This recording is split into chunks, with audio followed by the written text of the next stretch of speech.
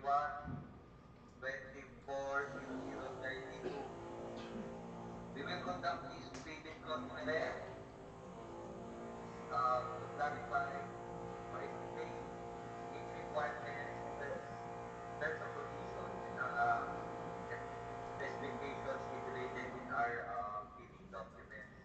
Before we proceed, we consider we have no vice chairman yet. To the back, to the back members, or nandiyan ba si Engineer Aris? Yes po, present. If Aris, can you please check if we have quorum to conduct pre-bid conference on the attendees? Thank you.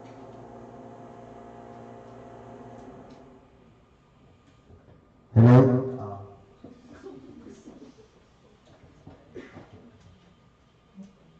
Based on the no, based on the attendance, we have a quorum.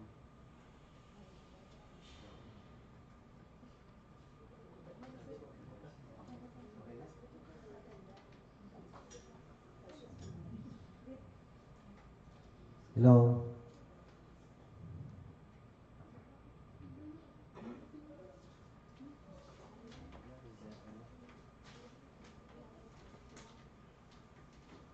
We repeat, sir, based on the attendance, we have a quorum to conduct business. Thank you. Okay, thank you, Engineer Aris.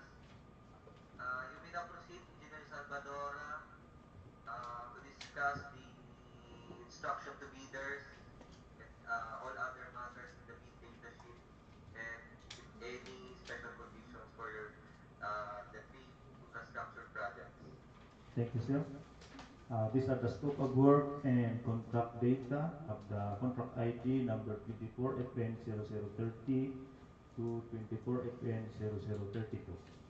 For contract ID number 24FN0030, the name of contract is 001, Ensure Safe and Reliable National Road System, Network Development, Construction of Bypass and Diversion Roads, Iriga City Rapid Exit Bypass Road, Camarines Sur. The location is Iriga City, Camarines Sur. The scope of works is construction of gravel road. The approved budget for the contract is 106,150,000 pesos flat. The contract duration is 211 calendar days, and the license classification is medium A. The cost of bidding documents is 50,000 pesos. Next contract ID is 24FN0031. The name of contract is 002, Protect Lives and Properties Against Major Floods, Flood Management Program, Construction/Rehabilitation of Flood Mitigation Facilities within major river basins and principal rivers. Construction of Bicol River Flood Mitigation Structure, Barangay Purisima, Nabua, Camarines Sur. Location, Barangay Purisima, Nabua, Camarines Sur. Scope of works, construction of flood mitigation structure. The approved budget for the contract is 138,477,500 pesos flat. And the contract duration is 312 calendar days. License classification, medium A, and the cost of bidding documents is 50,000 pesos. Next contract ID is 24FN0032.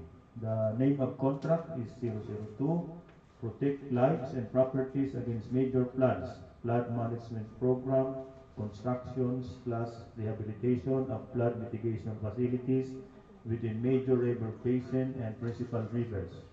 Rehabilitation of Revetment Wall along Bicol River, Barangay Santo Domingo, and Barangay Inapatan, Nabua, Camarines Sur.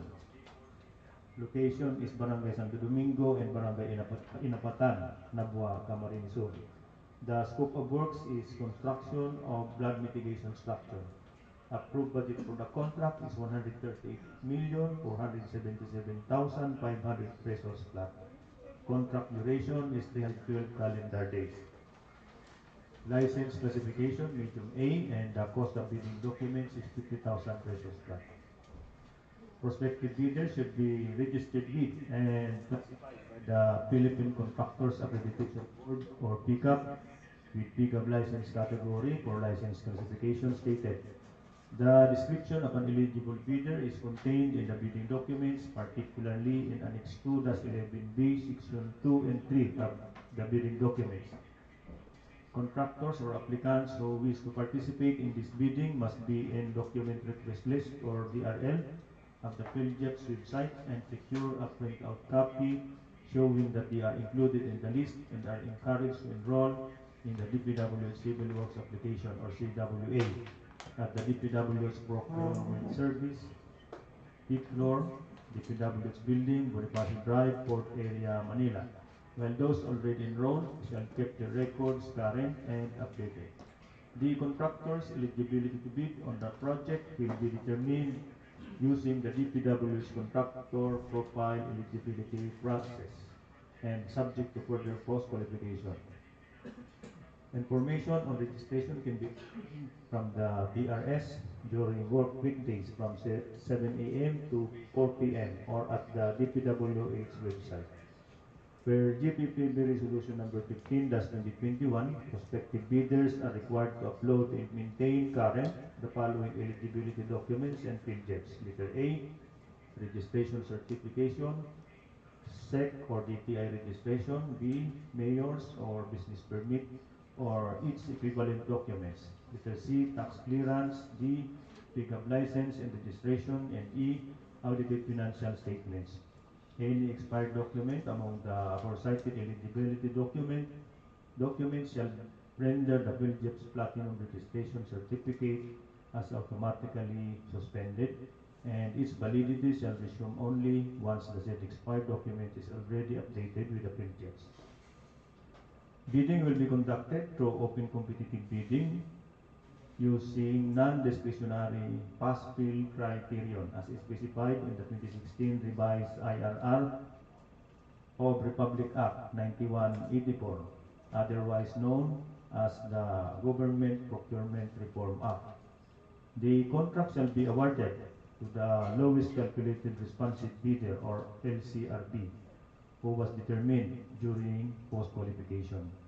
Interested bidder may obtain further information from the DPWH Camarines Sur 5th District Engineering Office and inspect the bidding documents at Santa Teresita, Baao, Camarines Sur during weekdays from 8 a.m. to 5 p.m.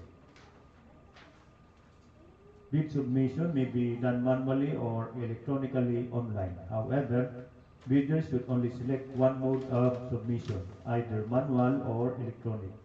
Similar to manual submission, the guidelines for the preparation and submission of an electronic bid are contained in the BDS. Bids must be duly received by the Back Secretariat at the address stated for manual submission or at Camarines Sur 5 at dpwh.gov.ph for electronic submission on or before February 20, 2024 until 10 a.m. All bids must be accompanied by a bid security in any of the acceptable forms and in the amount stated in ITB Clause 18 for civil works. Bid opening shall be on February 20, 2024 at 10:30 a.m. at the DPWH Camarines Sur DEO, Santa Teresita, Baao, Camarines Sur. Bids will be opened and the presence of the bidder's representative who choose to attend the address stated. Late bids shall not be accepted. In addition, please be advised to read and review the instruction to bidders, eligibility data sheet, bid data sheet, and special condition of the contract and the bidding documents. That's all, sir. Thank you. Thank you, Engineer Philip, for the discussion. We will also shall discuss the technical and financial components of the contract to be bid on February 20, 2024. On the part of the technical components, is Engineer Litokit present today?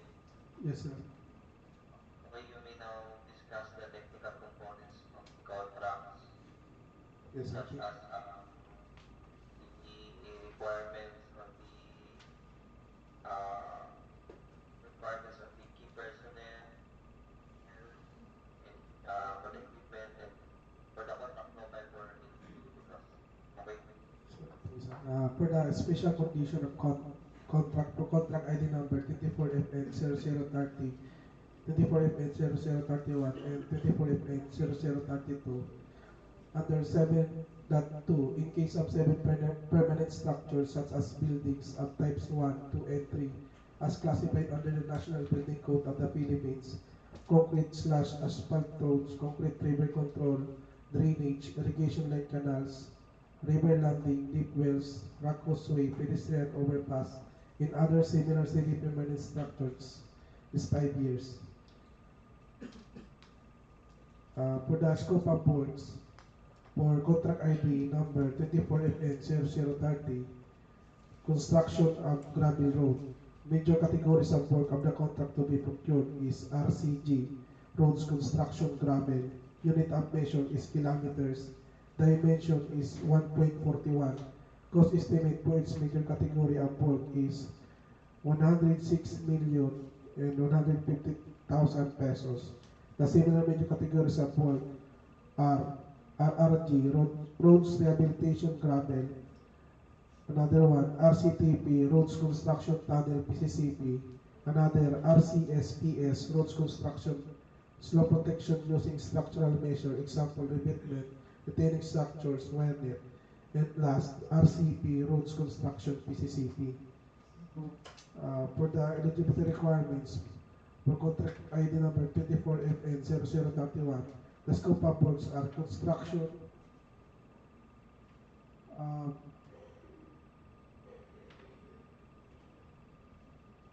the major categories of work of contract to be procured is FCSPS, flood control construction, slope protection using structural measure. Example, revetment, retaining structures, wire net. The unit of measure is linear meters.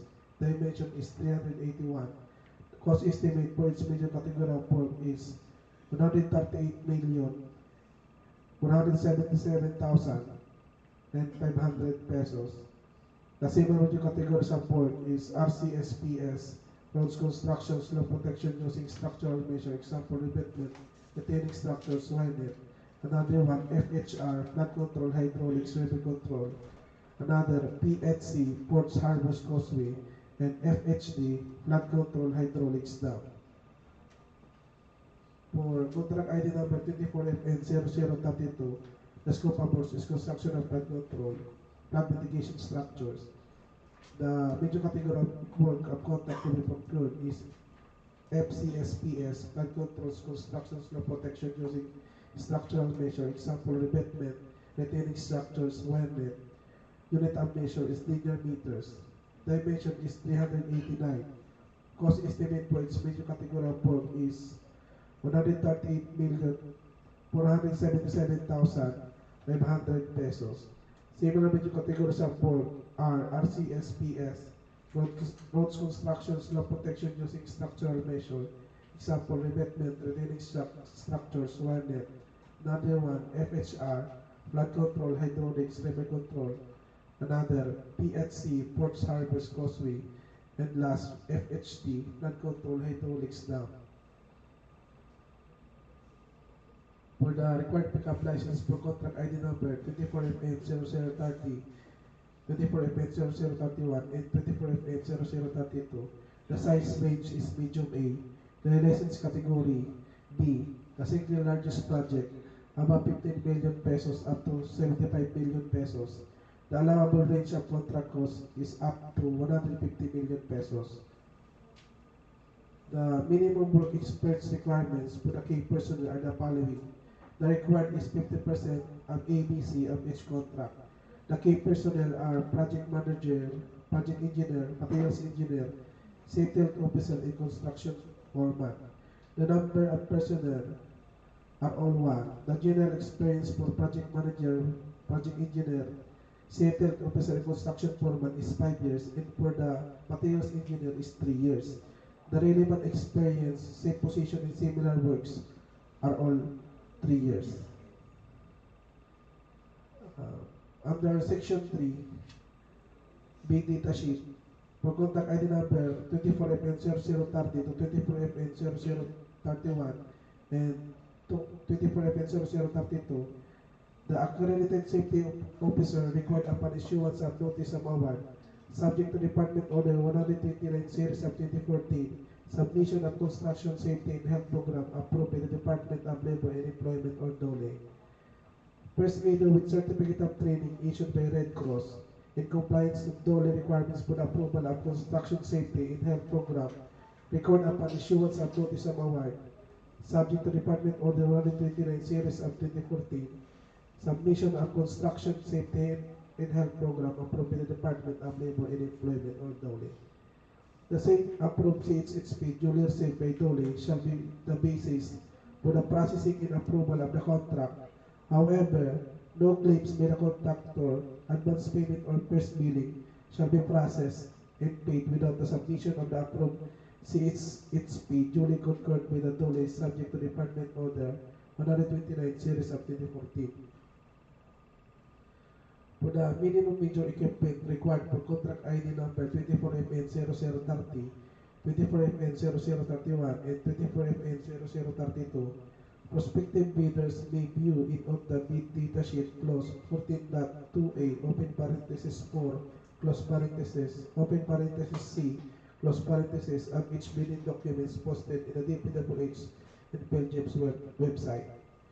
The minimum material testing equipment requirements for the project for the major contractors, as per Department Order number 11 Series of 2017 and Department Order 127 Series of 2018, strict application of Republic Act 9184 in the conduct of post-qualification of bidders with delayed ongoing contracts with the DPWH. Under 7.1, bids will be valid until 120 calendar days from the date of opening of bids. That's all, sir. Thank you. Thank you, General Tokit. On the part of the DWG members, if there's any requirements on the financial aspects or components and the procedure during the eligibility check on the bidding date, you may now discuss now. Thank you. Good morning po. For financial documents, the requirements are number 1, financial bid form, 2, bid prices and the bill of quantities, 3, summary of bid prices, 4, detailed estimates including a summary sheet indicating the unit prices of construction materials, labor rates and equipment rentals used in coming up with a bid, and number 5, cash flow by quarter. For the technical documents, number 1, the required bid security. There are 2 acceptable forms. First is the bid securing declaration as provided in section 27.5 of the revised IRR of RA 9184, or any form of bid security in an amount not less than the required percentage of ABC. If it is in the form of cash or cashier's manager's check issued by a universal or commercial bank, must be 2% of the ABC. If it is bank draft, guarantee, or irrevocable letter of credit issued by a universal or commercial bank, also 2% of ABC. And if it is surety bond callable upon demand issued by a surety or insurance company duly certified by the Insurance Commission as authorized to issue such security, 5% of ABC. And this will be valid for 120 calendar days from opening of bid. For additional technical requirements, Engineer Mark.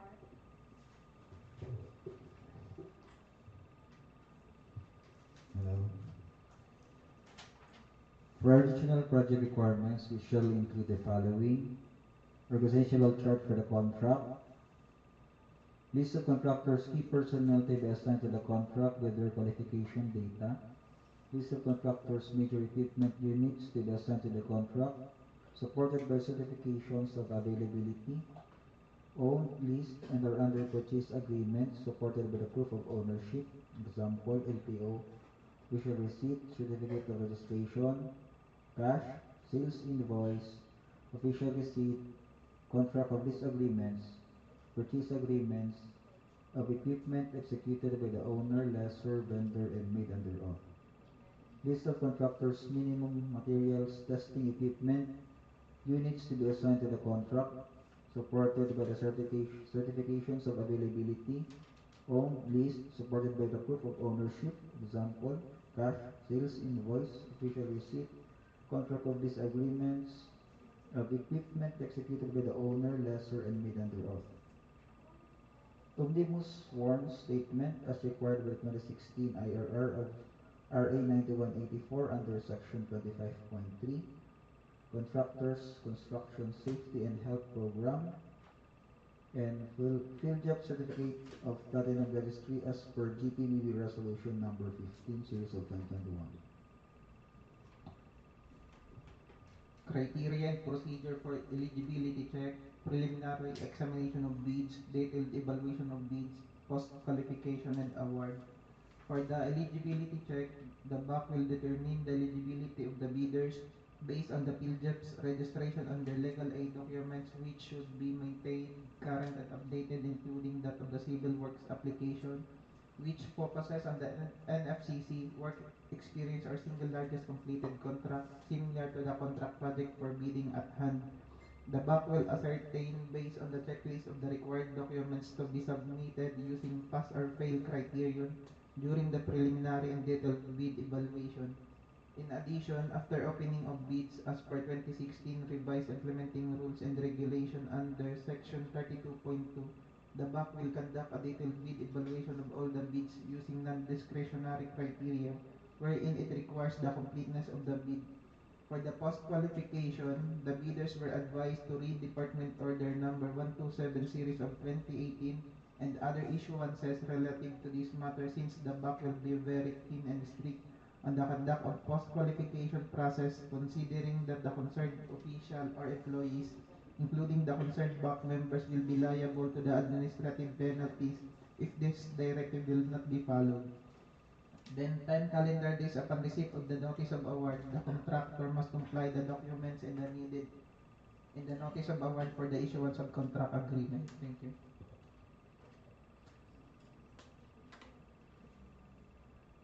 Thank you. The DPWH members, is there any special clauses to be stated here in the pre-bid conference?